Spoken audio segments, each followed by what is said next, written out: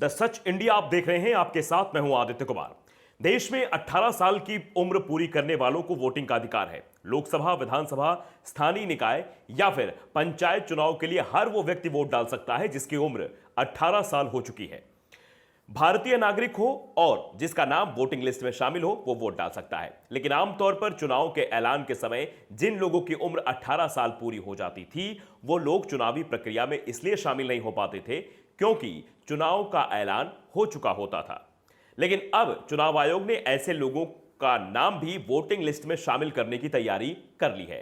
अब तक जो प्रक्रिया थी उसमें जिन लोगों की उम्र 1 जनवरी को 18 साल या उससे ज्यादा हो जाए उन्हें ही वोटिंग लिस्ट में शामिल होने का पात्र समझा जाता था। 1 जनवरी के बाद 18 साल की उम्र पूरी करने वाले लोगों को 1 साल तक का इंतजार करना होता था। कई बार तो लोग वोटिंग लिस्ट में आवेदन देने में भी चूक जाते थे और उनके राज्य में चुनाव प्रक्रिया शुरू हो जाती थी, तो ऐसे लोग वोट नहीं डाल पाते थे। लेकिन अब ऐसे लोगों को चुनाव आयोग ने बड़ा मौका दिया है। अब 17 साल की उम्र पूरी करने वाले लोग भी वोटिंग लिस्ट में अपना नाम शामिल करा सकते हैं। 17 साल के लोग मतदाता सूची में नाम शामिल कराने के लिए यह आवेदन भी दे सकते हैं। ऐसे लोगों को वोटर कार्ड भी जारी कर दिया जाएगा, लेकिन वोटिंग का अधिकार तभी मिलेगा जब वो 18 साल के हो जाएंगे। यानी चुनाव प्रक्रिया शुरू होने के कुछ दिनों बाद भी अगर कोई व्यक्ति 18 साल की उम्र पूरी करता है तो भी उसका नाम वोटिंग लिस्ट में आ जाएगा और वो चुनाव में वोटिंग करने को जा सकता है।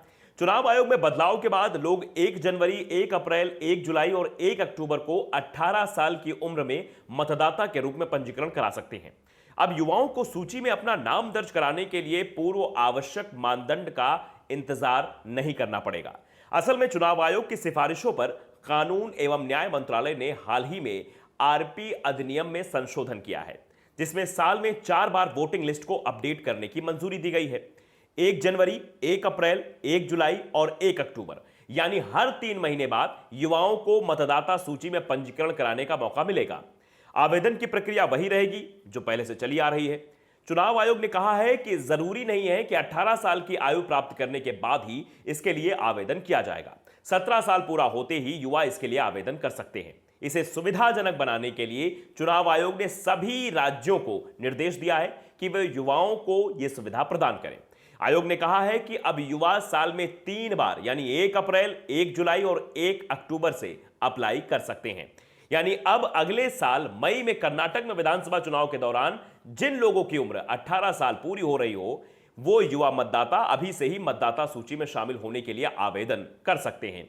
इसी तरह से अगले साल नवंबर में होने वाले मध्य प्रदेश, छत्तीसगढ़, राजस्थान और तेलंगाना के चुनाव के समय 18 साल की उम्र पूरी करने वाले लोग 1 अक्टूबर से वोटिंग लिस्ट के लिए आवेदन दे सकते हैं। चुनाव आयोग के इस फैसले से युवा मतदाताओं की बहुत बड़ी चिंता अब खत्म हो जाएगी और वो जैसे ही 18 साल की उम्र पूरी करेंगे उनका नाम अपने आप ही वोटर लिस्ट में शामिल हो जाएगा। इसके साथ ही चुनाव आयोग वोटर कार्ड को आधार से जोड़ने की तैयारी में भी जुटा हुआ है, जिससे चुनाव प्रक्रिया को और पारदर्शी बनाया जा सके। एक ही व्यक्ति के कई स्थानों पर वोटिंग लिस्ट में नाम हो तो उन्हें पहचान कर हटाया जा सके। फिलहाल चुनाव आयोग गुजरात और हिमाचल प्रदेश विधानसभा चुनाव में इस प्रक्रिया को अपना रहा है, जहां इस साल के आखिर में चुनाव है।